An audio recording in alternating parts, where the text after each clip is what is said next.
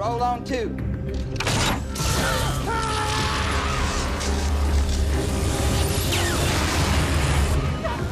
From public hangings that drew thousands to botched injections that went horribly wrong, America's history of execution is more disturbing than most people realize. Behind every method lies not just a death, but a story of power, punishment, and pain. These aren't just facts. They're the most shocking ways the US has chosen to end a life. Let's dive in. Hanging for over 300 years, hanging was America's favorite way to kill. It sounds simple, but it often went wrong, really wrong. If the rope was too short, prisoners suffocated slowly. Too long, their heads popped clean off. Until 1996, states like Delaware were still using it. Some states even practiced with sandbags to get the drop right. Still, botched hangings weren't rare. The noose didn't always show mercy. Sometimes faces turned purple, eyes bulged, and limbs thrashed for minutes. And yet, this was considered one of the cleaner methods. What came next? Far more explosive. Firing squads may sound like something from the Wild West, but they're still legal in states like Utah and South Carolina. The process? A prisoner is strapped to a chair, a target pinned to their chest, and a black hood covers their face.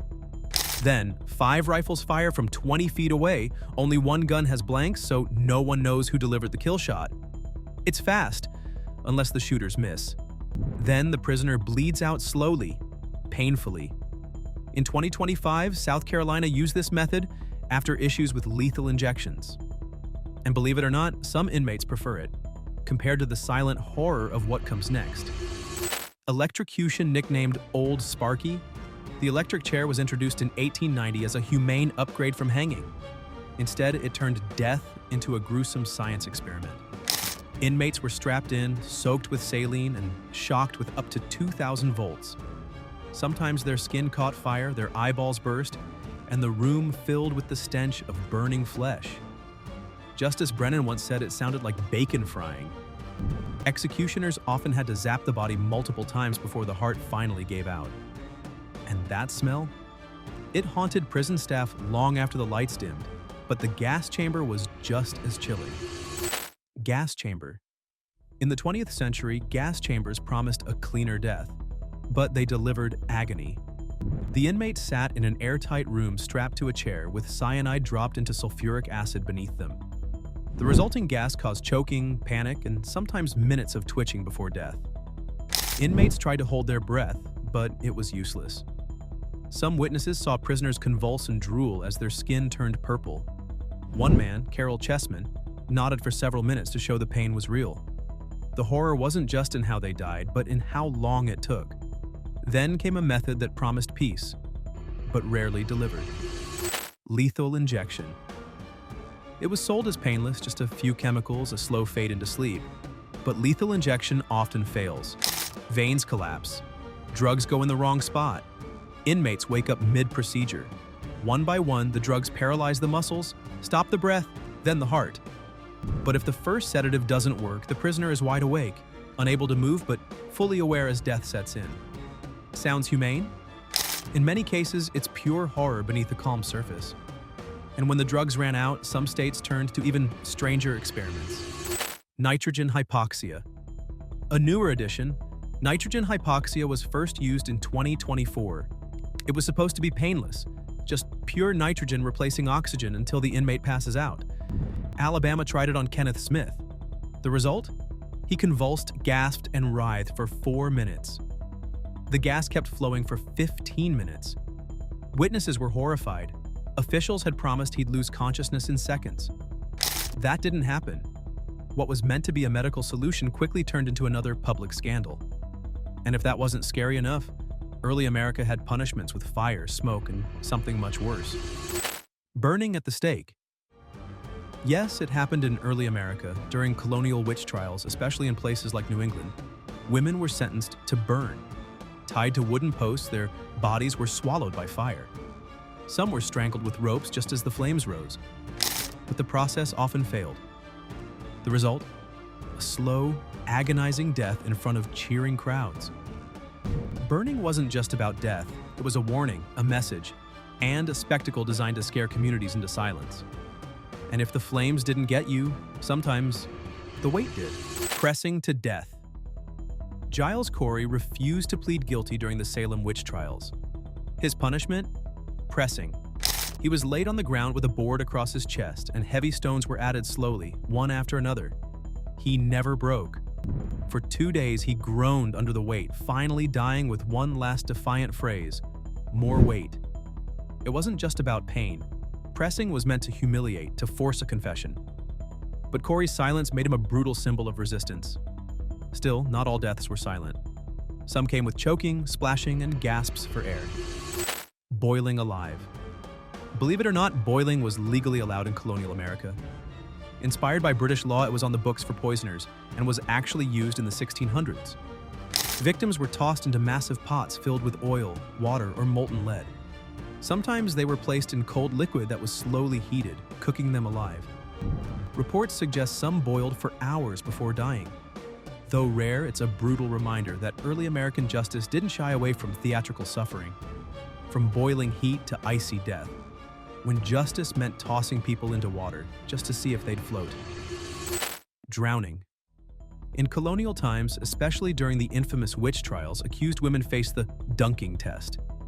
Tied to chairs or stones, they were tossed into rivers. If they floated, they were guilty of witchcraft. If they sank, they were innocent, but usually drowned anyway. This execution by superstition killed many. It wasn't just a test, it was a death sentence wrapped in fear and ignorance. The water became both judge and executioner. But if water wasn't used to kill, sometimes the law found inspiration in ancient dismemberment, drawing and quartering. Though never fully carried out in the US, drawing and quartering haunted early American law. It was Britain's punishment for treason, and the colonies inherited it symbolically. The process? Hanging, disembowelment, and the body pulled into pieces. The method was so extreme, the US courts later referenced it when defining cruel and unusual punishment. Even today, Supreme Court opinions bring up this nightmare to draw the line on brutality. Even when left in the past, its shadow still shapes how America defines decency and death. Public executions.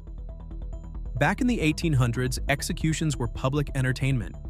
Thousands gathered to watch hangings. Vendors sold popcorn, children clapped, and people fought for a better view.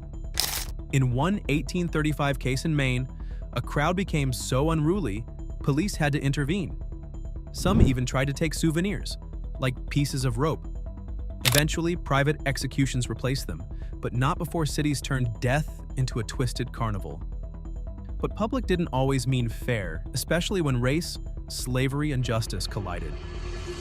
Slave execution practices. In the American South, enslaved people were executed for crimes that didn't apply to white citizens. Methods included hanging, burning, whipping to death, and public mutilation. These weren't just punishments. They were brutal displays meant to control and terrify. Runaway slaves or those accused of rebellion faced death without trial. Their executions were public and intentional, sending a message to others. No appeals, no mercy, just violence backed by law. Even outside plantations, the military found its own brutal way to kill. Military firing squads. The US military used firing squads for deserters, spies, and traitors. During the Civil War, soldiers were executed in front of their regiments to set an example. In World War II, it happened too, sometimes in secret, sometimes with press coverage. Unlike modern squads, these were grim and silent. A soldier was tied up, a blindfold over his eyes, and shot by his own side. The goal wasn't just justice, it was discipline, order, and fear. But even the military couldn't prepare for the sheer horror of botched executions. Botched executions. Some of the most shocking US executions were simply mistakes. In 1930, Arizona's Eva Dugan was hanged, but the drop was miscalculated. Her head popped off in front of a live audience. In 1946, Willie Francis survived his first electrocution because the chair was broken. In 2022, a lethal injection in Alabama took over 3 hours. Veins collapsed, drugs missed, and prisoners gasped for breath. These weren't just errors, they were nightmares with witnesses. From broken necks to burning skin and injections gone horribly wrong, These weren't just punishments, they were performances of pain. And while the methods have changed, the cruelty has often stayed the same. Justice or terror? You decide which of these shocked you the most. Let us know in the comments, and we'll see you in the next one.